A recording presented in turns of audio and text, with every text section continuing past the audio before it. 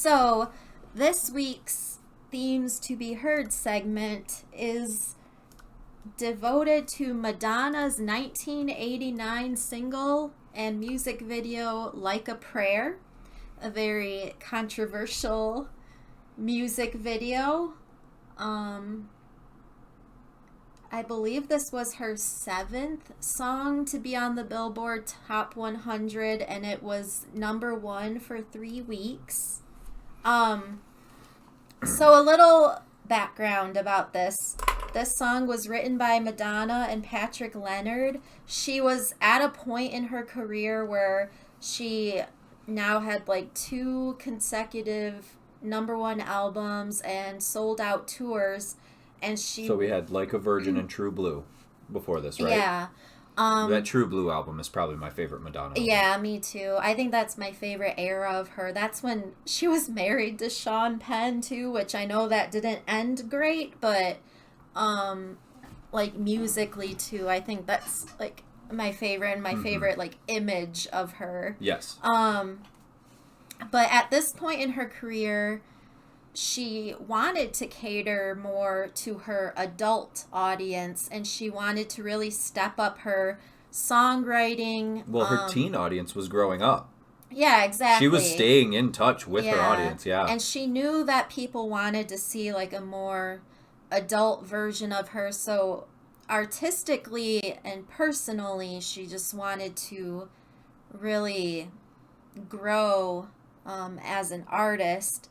So she wrote this song that was kind of about a young girl's relationship with God, basically a young girl feeling in love with God, and that God is the only paternal figure, male figure in her life.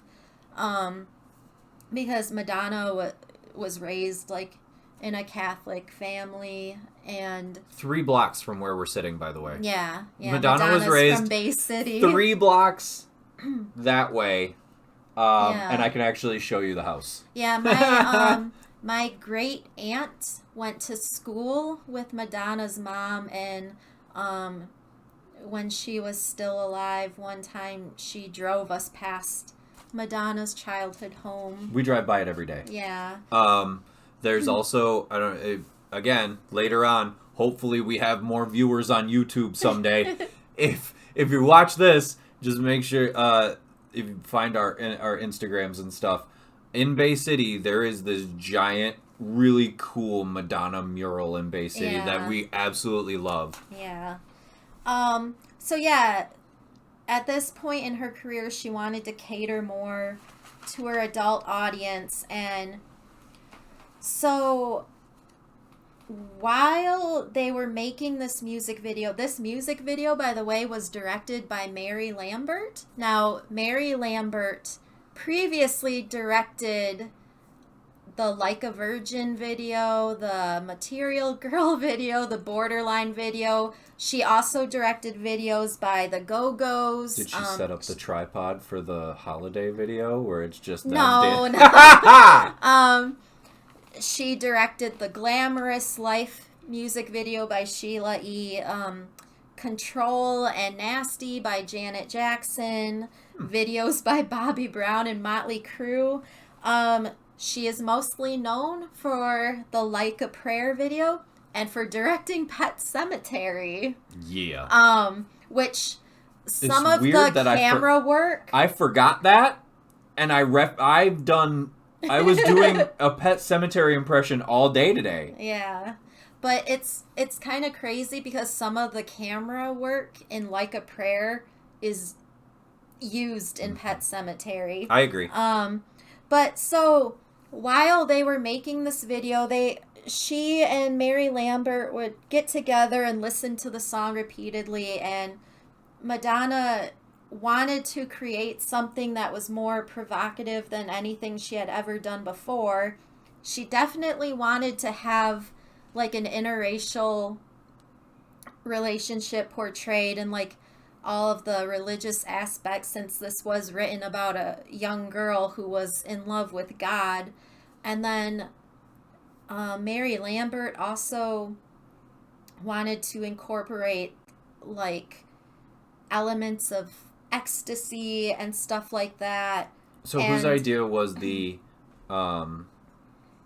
anti-racist imagery, like adding such racist imagery as a way of fighting it? Like, I think that was them together, because initially Madonna was seeing like a young girl lusting after like someone on stage or something, I think, and then they just repeatedly kept listening to the song, and yeah, I think they eventually like came to what you see here. But while they were making the video, since Madonna was so big at the time, Pepsi wanted to get involved, and Pepsi was supposed to sponsor her next world tour, and they basically came up with a $5 million sponsorship contract, and they created a commercial with Madonna that was going to debut the single, and you can view the actual commercial like on YouTube and stuff. It's called Make a Wish, and basically the commercial is Madonna watching childhood videos of herself, like one of her early birthday parties, like seeing herself as this young girl that had these dreams, and it's like her and her younger self in the video are aware of each other, and they kind of swap places. So her younger self comes into the future and sees like everything that she's accomplished, and then Madonna goes back in time, like her adult self goes back in time, and she's, you know, singing the song, and everyone's like dancing in a theater, and she goes back to her school, and then there is a church like scene, and it might be all the same like choir people that were in the music video as well, but it was a 2-minute commercial. It initially aired during the Cosby Show, because the Cosby Show was very popular at that time, and there was nothing like offensive about the commercial or anything. The music video dropped the very next day. It was supposed to have this big debut during Entertainment Tonight, and then the officials watched the video and they were like, oh, burning crosses, Black Jesus. Yeah, and they were like, oh, we might have to cut bits of this, like, and then just show it during the end credits, and they kept watching the video, and they were like, oh, I don't know how we're gonna do this. And so it was shown later, and there was an instant uproar, like the Vatican condemned it, because of, they said it was like blasphemous religious imagery, and then people started to boycott Pepsi products. What's going on? He's being obnoxious. Back up, you silly. Come here. Over here. Over here. There. And so immediately Pepsi like pulled the plug on this ad because people were starting to boycott them. They canceled the sponsorship contract with Madonna. Allegedly, they let her keep the money, though. Well, I mean, if they pull it due to something other than the ad itself, yeah, they're the ones breaching contract. Yeah, so basically the commercial was banned. You can view it now on, like, YouTube, or just Google it, and it'll be right there, but... yeah, this, I was like 4 years old when this came out, so I don't remember all of this, but I do remember loving this song when I was a kid, and I don't think I ever really understood what it was about, but it was a popular song for like a very long time. I grew up in a house where MTV was the new cool thing. Yeah. And I even had younger parents. Mm-hmm. So I had younger parents, and I had an aunt and uncle that lived in the house with me that were of the MTV generation. So yes, I was very aware of this video. I was very aware of, actually, this whole album. Mm-hmm. Yeah, I don't remember like specifics because I was Yeah. very young, but I do remember this being a thing in the house. Like I remember that house, and I remember seeing this video on TV specifically when I was young. Yeah, so MTV initially would only play it like after hours. But then even growing up, I remember seeing it on like pop-up video, and I always liked the video, and I never really understood it. Like, I never knew the controversy behind it until I was a little bit older.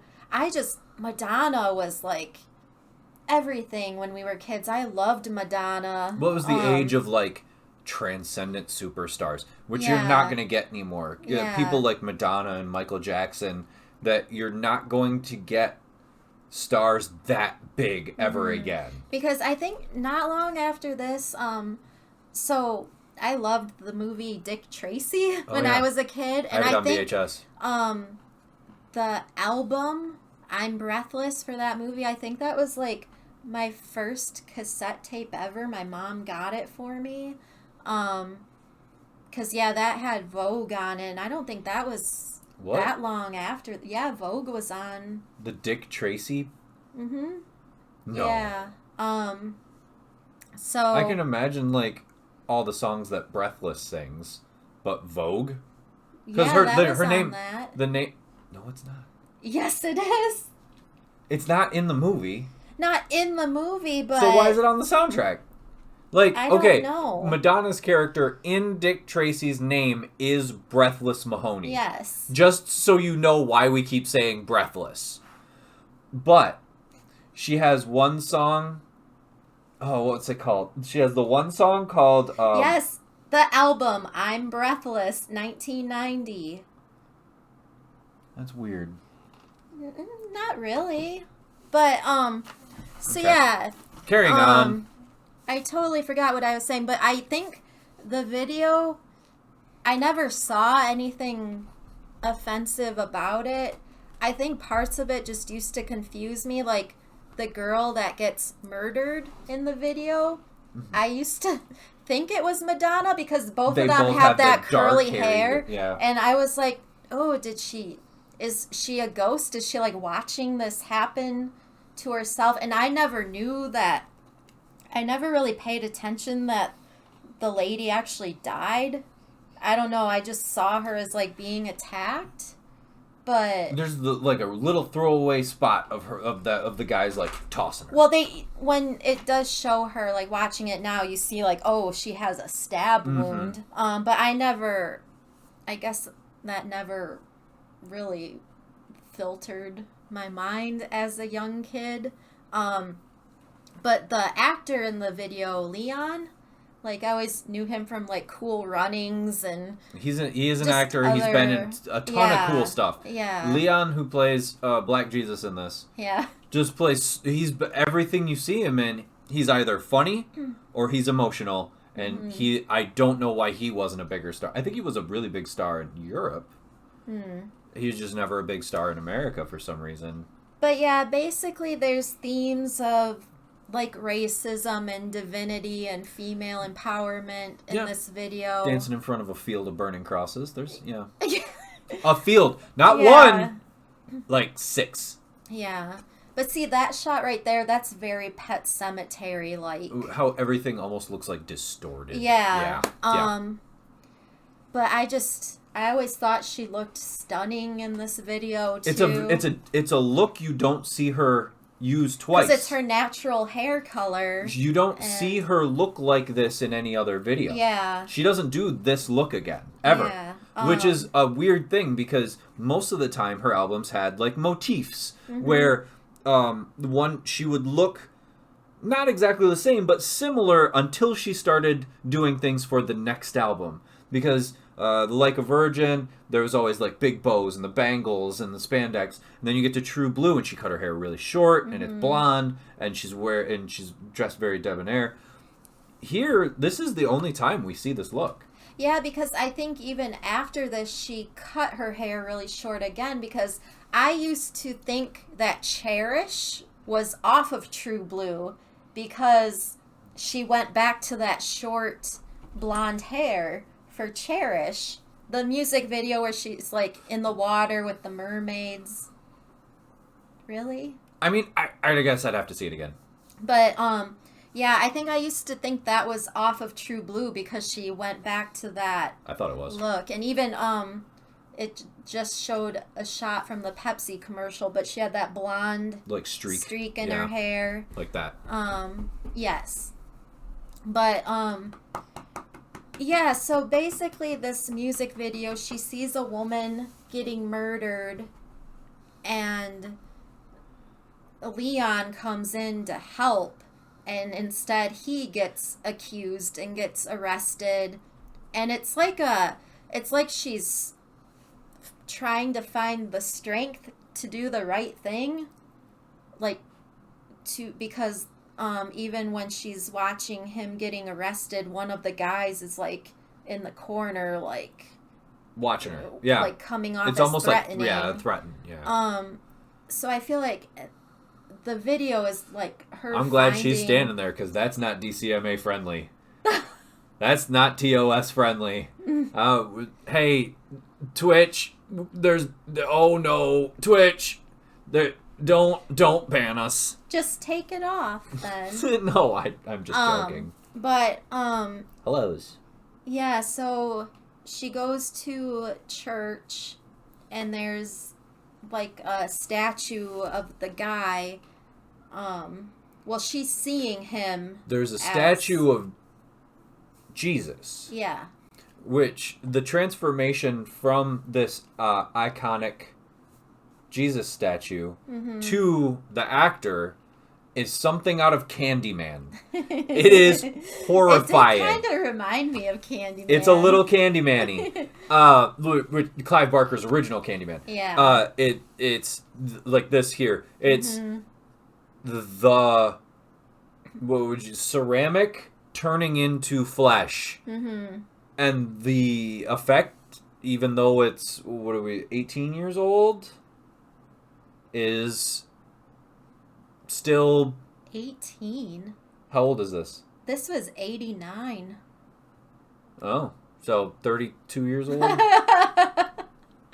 And which is the controversy of which it is funny because definitely I wouldn't holds have up because if this video were released today, I think there would still be Oh yeah, much because of an uproar. the difference between and there was a point where like 89 and it was a big deal, and then like it wouldn't have been a big deal in the mid 90s, as big of a deal in the mid 90s, but now racists can just be openly racist. So it would have just been it would be even worse now. Yeah. Because it would be like, what?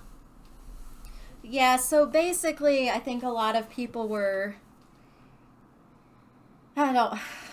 offended that we are talking about the end of Reagan's America too.